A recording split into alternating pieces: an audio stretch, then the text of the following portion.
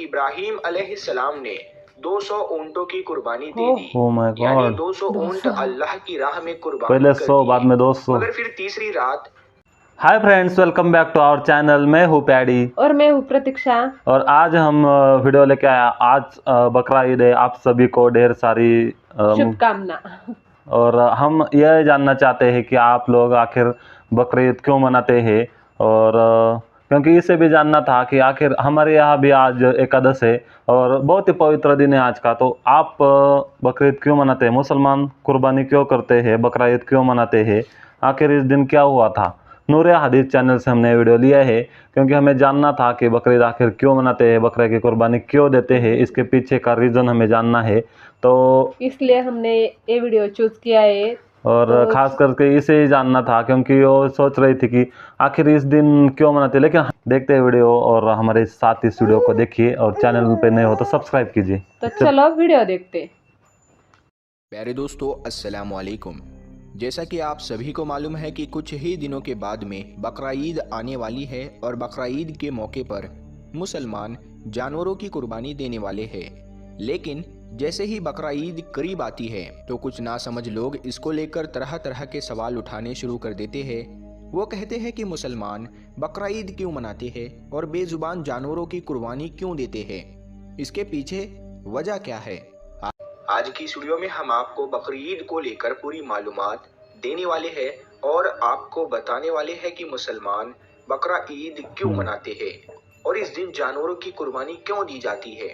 इसीलिए आज का ये वीडियो आप सभी के लिए बहुत ही खास है।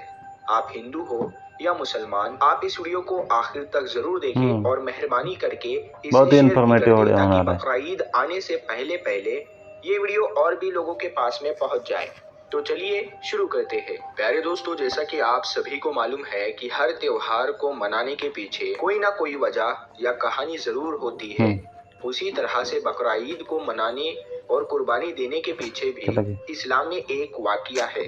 याद रखे, अल्लाह ताला अपने महबूब बंदों से यानी कि अपने नबी और पैगंबरों से बहुत मोहब्बत किया करते हैं और वक्त वक्त पर उनका इम्तिहान भी लेते रहते हैं।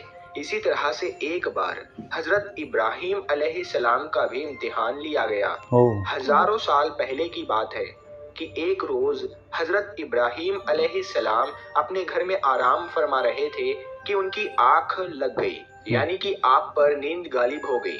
तभी आप अलैहिस्सलाम ने अपने ख्वाब में देखा कि अल्लाह ताला आपसे फरमा रहा है, ऐ इब्राहीम, आप अपने सबसे प्यारी और अजीज चीज को मेरी राह में कुर्बान करो। प्यारे दोस्तों, याद रहे, कुर्बानी का और पैगंबरों का ख्वाब कभी भी झूठा नहीं हो सकता। इसीलिए हजरत इब्राहीम अलैहिस्सलाम ने ये ख्वाब सच जाना और अपनी अजीज चीज को अल्लाह की राह में कुर्बान करने के लिए तैयार हो गए। उस वक्त हजरत इब्राहीम अलैहिस्सलाम के पास में काफी तादाद में ऊंट हुआ करते थे। इसीलिए सुबह होते ही आपने उन ऊंटों में से 100 ऊंटों की कुर्बानी दे दी, यानी कि 100 ऊंट अल्लाह की राह में कुर्बान कर दिए। मगर फिर जैसे ही दूसरी बार आपकी आंख लगी तो फिर से अल्लाह ताला की तरफ से आवाज आई कि ऐ इब्राहीम, आप अपनी सबसे प्यारी और सबसे अजीज चीज को मेरी राह में कुर्बान करो। तो इसीलिए फिर दूसरे दिन हजरत इब्राहीम अलैहिस्सलाम ने 200 ऊंटों की कुर्बानी दे दी। यानी 200 ऊंट अल्लाह की राह में कुर्बान पहले 100 बाद में 200। मगर फिर तीसरी रात जैसे ही आपकी आंख लगी तो अल्लाह ताला की तरफ से फिर से वही आवाज आई कि ऐ इब्राहीम, आप अपने सबसे प्यारी और सबसे अजीज चीज को मेरी राह में कुर्बान करो। ये सुनकर आप अलैहिस्सलाम सोचने लगे कि मेरे लिए सबसे प्यारी और सबसे अजीज चीज तो मेरा बेटा इस्माइल है। आप सोचने लगे कि अल्लाह ताला कहीं ये तो नहीं देखना चाह रहा कि मैं सबसे ज्यादा प्यार अपने फर्जंद यानी कि अपने बेटे इस्माइल को करता हूँ या फिर अपने खाली की हकीकी से करता हूँ। प्यारे दोस्तों, हम आपको बता दें कि हजरत इब्राहीम अलैहिस्सलाम और हजरत हाजरा का सिर्फ एक ही बेटा था और वो भी काफी दुआ और मन्नत करने के बाद में अल्लाह ताला ने आपको बुढ़ापे की उम्र में अता किया था। इसीलिए हजरत इब्राहीम और हजरत हाजरा अपने बेटे इस्माइल से बहुत प्यार किया करते थे। मगर जैसे ही आप अलैहिस्सलाम ने अल्लाह का ये हुक्म सुना तो आपने ये इरादा कर लिया कि वो अपने सबसे अजीज चीज और सबसे प्यारे बेटे इस्माइल को अल्लाह की राह में कुर्बान कर देंगे। इसीलिए फिर दूसरे दिन हजरत इब्राहिम अलैहिस्सलाम ने अपनी बीवी हजरत हाजरा से कहा, ऐ हाजरा, अपने बेटे को गुस्ल कराओ, नए नए कपड़े पहनाओ और खुशबू लगाकर बिल्कुल दूल्हे की तरह तैयार कर दो। आज हम अपने एक दोस्त के घर पर दावत पर जा रहे हैं। ये सुनकर आपकी बीवी हजरत हाजरा बहुत खुश हुई और खुशी खुशी से अपने बेटे हजरत इस्माइल को तैयार कर दिया। फिर जब हजरत इब्राहिम अलैहिस्सलाम अपने प्यारे बेटे इस्माइल को लेकर फिलिस्तीन से मक्का की तरफ रवाना होने लगे, तभी आपके घर में एक शैतान दाखिल हुआ और वो आपकी बीवी हजरत हाजरा से कहने लगा, ऐ हाजरा, क्या तुम्हें पता भी है कि तुम्हारे प्यारे बेटे को कहाँ पर ले जाया जा रहा है? तुम्हारे बेटे को तुम्हारा शोहर किसी दोस्त के घर दावत पर नहीं ले जा रहा है, बल्कि तुम्हारे प्यारे बेटे इस्माइल को कुर्बानी करने के लिए ले जाया जा रहा है, यानी कि मारने के लिए ले जाया जा रहा है। ये सुनकर हजरत हाजरा ने कहा, मैं अपने इब्राहिम को अच्छी तरह से जानती हूँ, भला एक बाप अपने बेटे को क्यों मारेगा? तो ये सुनकर शैतान ने कहा कि तुम्हारे शोहर इब्राहिम ने एक ख्वाब देखा है जिसमें अल्लाह ने तुम्हारे प्यारे बेटे इस्माइल की कुर्बानी मांगी है, इसीलिए इब्राहिम इसको कुर्बानी करने के लिए ले जा रहे हैं। तो ये सुनकर आपकी बीवी हजरत हाजरा फक्र से कहने लगी, ऐ शैतान, तुम पर लानत हो, अगर मेरा बेटा अल्लाह की राह में कुर्बान होने के लिए जा रहा है तो मेरे लिए इससे बड़ी खुशी की बात और क्या होगी? ये तो मेरा एक बेटा है, अगर मेरे पास हजारों इस्माइल भी होते तो मैं खुशी खुशी उनको अल्लाह की राह में कुर्बान होने के लिए भेज देती। ये सुनकर फिर शैतान हजरत इस्माइल के पास गया और कहने लगा, ऐ इस्माइल, क्या तुम्हें पता भी है तुम्हारे बाबा तुम्हें कहाँ लेकर जा रहे हैं? वो तुम्हें किसी दावत में नहीं बल्कि तुम्हें मारने के लिए ले जा रहे हैं, वो तुम्हें अल्लाह की राह में कुर्बान करने के लिए ले जा रहे हैं। तो ये सुनकर हजरत इस्माइल अलैहिस्सलाम ने फरमाया कि अगर मैं अल्लाह की राह में कुर्बान हो जाऊं तो मेरे से बड़ा खुश नसीब फिर कौन होगा? ये सुनकर शैतान बहुत मायूस हुआ, इसीलिए फिर वो हजरत इब्राहिम अलैहिस्सलाम के पास पहुंचा और कहने लगा, ऐ इब्राहिम, अपने प्यारे बेटे को कुर्बान करने के लिए क्यों ले जा रहे हो? तुम्हें पता भी है कि तुम्हारी ये कुर्बानी अल्लाह की बारगाह में कबूल होगी भी या नहीं? और दूसरी बात, जब तुम अपने इस बेटे को कुर्बान कर दोगे तो फिर बुढ़ापे में तुम्हारी खिदमत कौन करेगा? बुढ़ापे में तुम्हारी देखभाल कौन करेगा? ये सुनकर फिर हजरत इब्राहिम अलैहिस्सलाम ने कुछ पत्थर उठाए और शैतान को लानती कहकर मारने लगे। ये देखकर शैतान वहां से भागने लगा। दोस्तों, कहा जाता है कि तभी से मक्का में हज के दौरान शैतान को पत्थर मारने का हुआ। इसी वजह से हज के दौरान शैतान को पत्थर मारा जाता है। फिर हजरत इब्राहिम अलैहिस्सलाम अपने बेटे को साथ लेकर वहां से चल दिए और आगे बढ़ने लगे। थोड़ी दूर जाने के बाद में आपने अपने बेटे से फरमाया, ऐ इस्माइल, क्या तुम्हें पता भी है कि हम आपको अल्लाह की राह में कुर्बान करने के लिए ले जा रहे हैं? तो ये सुनकर आपका बेटा हजरत इस्माइल अलैहिस्सलाम कहने लगे, बाबा जान, इससे बेहतर मेरे लिए और क्या होगा कि मुझे अल्लाह की राह में अल्लाह के एक नबी कुर्बान करने के लिए ले जा रहे हैं।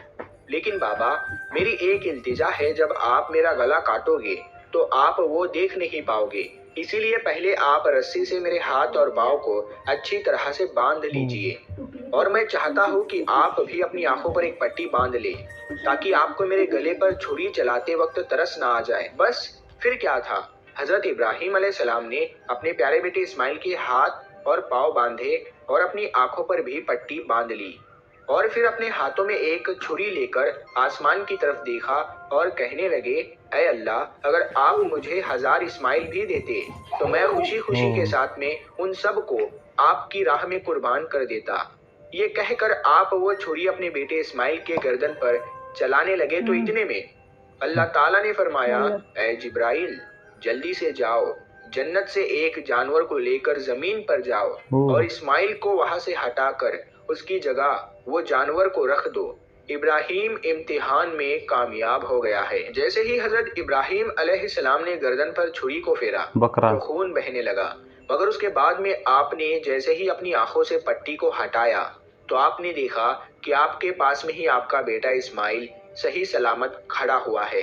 फिर आपने जैसे ही नीचे की तरफ देखा तो आपने देखा कि उसी जगह पर एक दुम्बा, जिसको हम भेड़ कहते हैं, वो कुर्बान हो चुका है। अच्छा, तो ये इसलिए देखकर हजरत इस्माइल अलैहिस्सलाम ने अल्लाह का शुक्र अदा किया। इतने में गैब से आवाज आई, ए इब्राहिम, तुम्हारा ये इम्तिहान जाएगा और तुम्हारी सुन्नत को ईमान वाले लोग हर साल याद रखेंगे और हर साल अल्लाह की राह में कुर्बानी पेश करेंगे। प्यारे दोस्तों, तभी से बकरा ईद के मौके पर कुर्बानी का ये सिलसिला शुरू हर हो साल गया होता है। और ईद के 2 महीने 10 दिन के बाद में बकरा ईद मनाया जाने लगा, जो हमारे देश भारत, पाकिस्तान और बांग्लादेश जैसे देशों में भी 3 दिन तक ये त्योहार मनाया जाता 3 है, दिन तक? जबकि गल्फ देशों में 7 दिनों तक ये त्योहार मनाया जाता है, जिसमें दुम्बा, बकरा और हलाल जानवरों की कुर्बानी दी जाती है। याद रखें, कुर्बानी के गोश्त को 3 हिस्सों में बांटा जाता है। पहला हिस्सा गरीबों और मिस्किनों में बांटा जाता है, दूसरा हिस्सा रिश्तेदारों में दिया जाता है और तीसरा हिस्सा खुद अपने घर में रखा जाता है। दोस्तों, ये थी हमारी आज की वीडियो कि मुसलमान कुर्बानी क्यों देते हैं। आपको ये वीडियो कैसी लगी हमें कमेंट में जरूर बताएं। हमारे चैनल को लाइक करें, इस वीडियो को ज्यादा से ज्यादा शेयर। तो बहुत ही इंफॉर्मेटिव वीडियो था और पता चला आखिर क्यों करते कुर्बानी। या अल्लाह ने जो हज़रत इब्राहिम, कौन थे वो, इस्माइल थे, उनके बेटे की कुर्बानी मांगी थी और वो देने भी गए थे। और जब वो वहाँ पे छुरा रखा उनकी गर्दन पे, तब अल्लाह ने जिब्राइल को मैसेज दिया कि आप वहाँ पे जाके किसी एक जानवर को रख दे। और उस प्रकार वहाँ पे बकरा, एक भेड़ा आया और उसकी गर्दन छाट दी। वहाँ से शुरू हुआ कि बकरे की कुर्बानी देते हर साल। मतलब वो बकरे की कुर्बानी देते हैं, लेकिन 3 हिस्सों में उन्होंने बताया। पहला हिस्सा गरीबों में देते हैं, उसके बाद रिश्तेदारों को, घर में खुद के लिए। मतलब बहुत ही अच्छा, ये क्या बोलते हैं कि बहुत अच्छा वीडियो था। और सब जो मन में हमारे माइंड में जो डाउट था वो सभी क्लियर हो गया, क्यों जानवरों की कुर्बानी देते हैं। और मतलब 100 ऊंट कुर्बान किए थे, उसके बाद 200 किए थे। और तीसरी बार अल्लाह ने मांगा कि, मतलब उनके ख्वाब में आते थे और उनको पूछते थे कि कुर्बानी दे दो।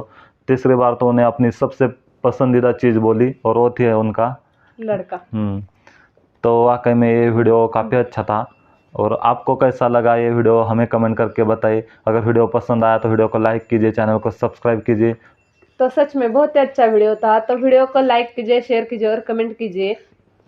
और ऐसे ही हमें एक वीडियो सजेस्ट कीजिए ताकि हम उस वीडियो भी रिएक्शन कर सके। ठीक है, आज के लिए बस इतना ही। आप अपना ख्याल रखिएगा, अपना दिन एंजॉय कीजिए। बकरीद की शुभकामनाएं। तो चलिए मिलते हैं नेक्स्ट वीडियो में।